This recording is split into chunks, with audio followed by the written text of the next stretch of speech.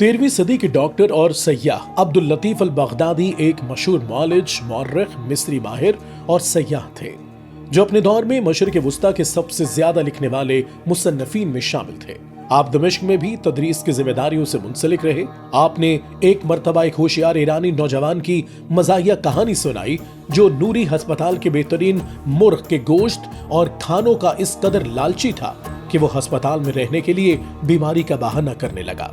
جس ڈاکٹر نے اس کی جانچ کی اس نے معلوم کر لیا کہ اس نوجوان کا کیا مسئلہ ہے۔ اس نے اس کے باوجود اسے ہسپتال میں داخل کروایا۔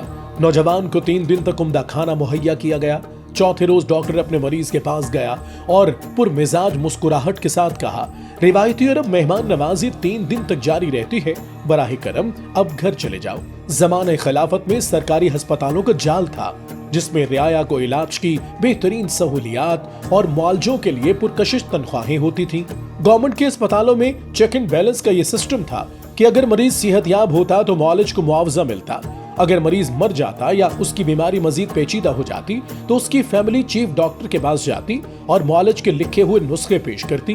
اگر چیف ڈاکٹر یہ فیصلہ کرتا کہ معالج نے اپنی ذمہ داری کو بالکل بنا کسی غفلت کے ادا کیا ہے تو وہ اس کو بتا دیتا کہ اس مریض کی موت فطری تھی۔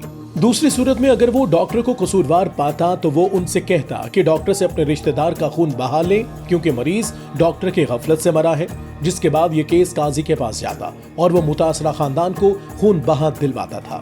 اس شفاف انداز میں لوگوں کو اس بات کا یقین دلایا جاتا کہ ان کا علاج تجربہ کار اور تربیت یافتہ ماہرین کرتے ہیں۔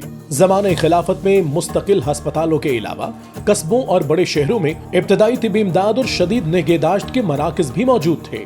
یہ عام طور پر مصروف عوامی مقامات اور بڑی مساجد وغیرہ میں واقع ہوتے تھے، جبکہ آج جمہوری نظام میں تحصیل لیول پر ہسپتال تو موجود ہیں لیکن ان میں عملہ موجود نہیں اور بڑے ہسپتال صرف بڑے شہروں تک محدود ہیں۔